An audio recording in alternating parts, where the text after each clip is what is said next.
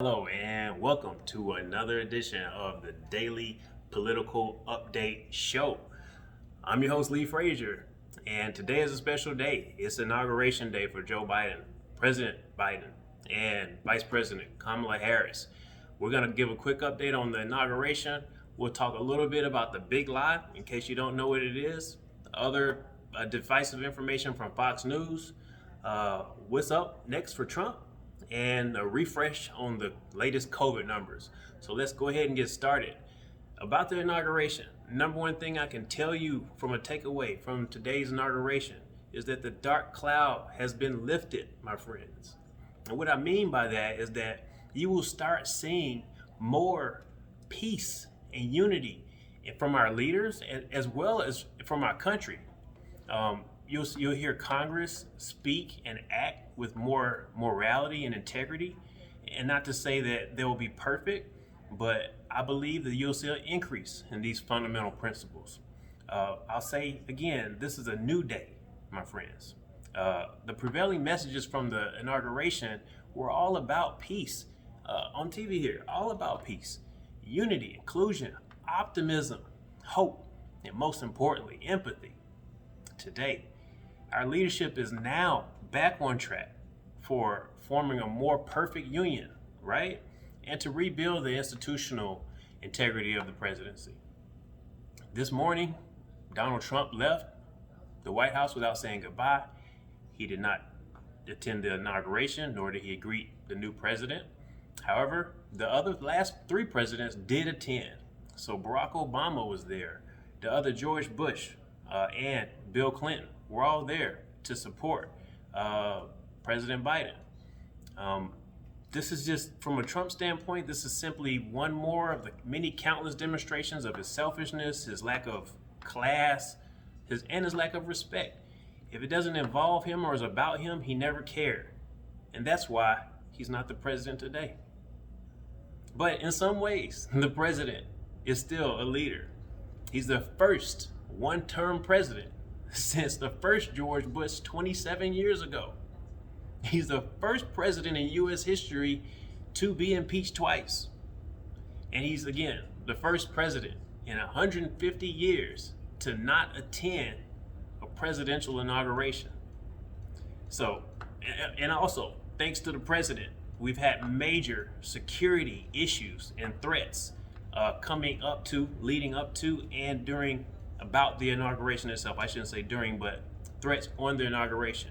Unlike we've ever seen before in any inauguration, 100% of the threats, 100% of the threats coming from people who supported Trump.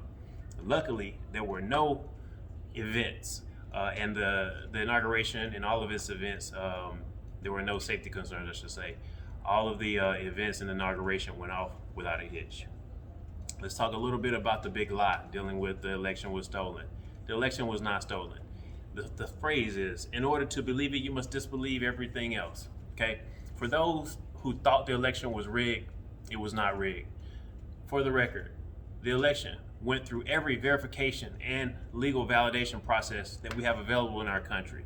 Democrats and Republicans alike participated in the validation processes.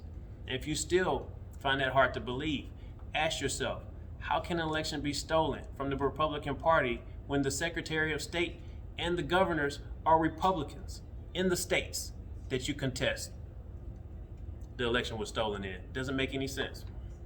But again, we're segueing into Fox News. And this is the thing. Fox News will leave that part out. You can't have a stolen election. You can't steal it from yourself, okay? Divisive messages, that's what Fox News is all about. We're talking about unity. Fox is talking about division. Right now, if you turn on, you'll hear the word cancel. Cancel culture. They just made up this term. It doesn't mean anything. They're trying to say that Democrats and Joe Biden and every other Democratic leaders are trying to erase Republicans from having any significance as Americans in this country. Taking away their degrees, taking away their jobs, yada, yada, yada. It's all a lie, okay? It doesn't make any sense. It's not true, has no merit whatsoever. The other thing that you'll hear them talking about is stealing freedom of speech. They, meaning the Democrats, have stolen our freedom of speech.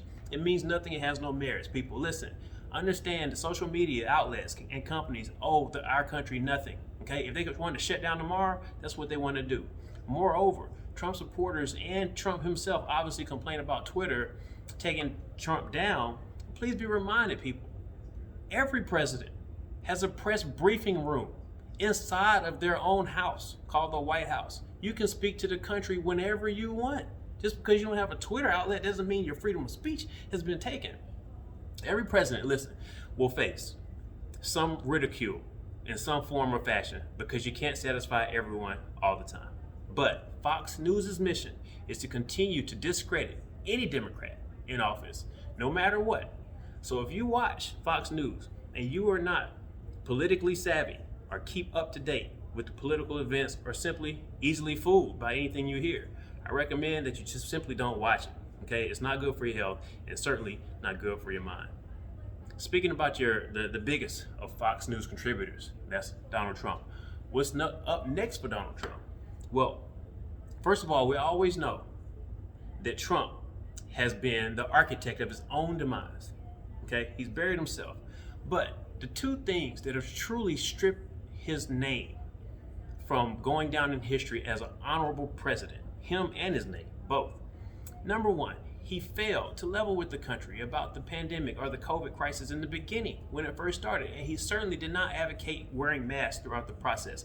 This is why we're in the pandemic in the way we are right now, and other countries have lowered the numbers. Okay, he's lied to us, and that's just not, that is number one, okay? And number two, he's failed to accept the results of the election. These two things have been catastrophic to his name. At this point, no one in the world wants to do business with him, okay?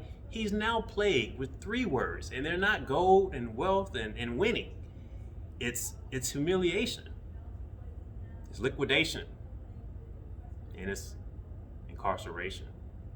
That's what he'll be dealing with. And no one is really remorseful for the president, not even Fox News, because he brought it on himself, all right?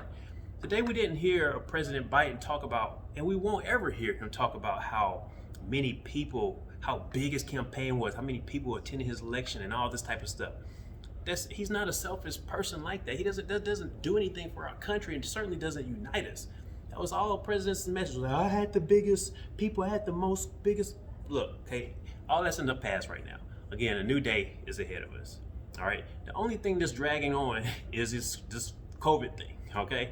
So speaking of the latest COVID numbers, the U.S. as of January 20th have had 174,000 new cases yesterday. That brings the total new case count to 24 million, which means that we've had 24 million people with the coronavirus since the pandemic. 24 million people. That's a lot of people. It's a lot more than many states, as a matter of fact. Just put it in contrast, Brazil has had 62,000 new cases compared to our 174. They're next in line, so it's 174, then 62,000, and then Spain was at 34,000. So there's no other country with hundreds of thousands of cases every day, except for the U.S., and that's sad, unfortunately. From a death aspect, we've had 2,727 people have just died as of yesterday. They died yesterday from COVID.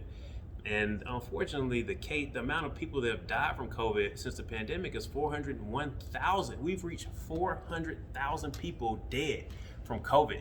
That is not good. 400,000 people dead, people. 24 million infected, 400,000 dead. That is not good, but that's the latest numbers. I just want to remind you of that. We are still in the middle of a pandemic. Now, the last thing I'm going to talk about is my closing remarks. Okay, this is not any type of update. This is purely from my own brain and my advice to you. I just want everyone to understand that whether or not you're a Republican or Democrat, that we're all American. And while we might have our minor differences, I believe that we agree on the same basic principles. We want peace and safety for ourselves and for our families. We want plenty of jobs for everyone. Everyone wants a job, right? So I continue to pray that we embrace the many things that we have in common and the things that bind us together as Americans. And it is then, I believe, that we're at our best as a country and we can tackle any problem. at that point.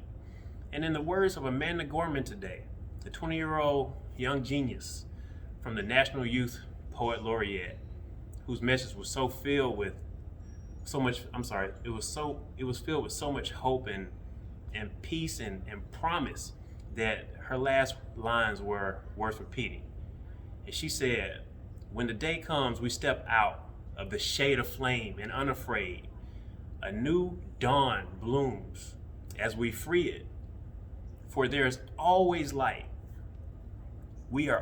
If we are only brave enough to see it, and if we're only brave enough to be it." So I want to leave you with that. Thanks again, everyone, for tuning in to yet another segment of the Daily Political Update Show. I'm your host, Lee Frazier. Please be kind and push that like button for me and share if you can. And also feel free to leave any comments about what you liked and what you would like to hear next. I'll actually be bringing on new special guests in the next coming segments so you can hear others and what their feedback is. So please stay tuned for that. Until next time, remember, wash your hands, wear your mask, and stay safe out there because we are still in the middle of a pandemic. You guys, have a good night.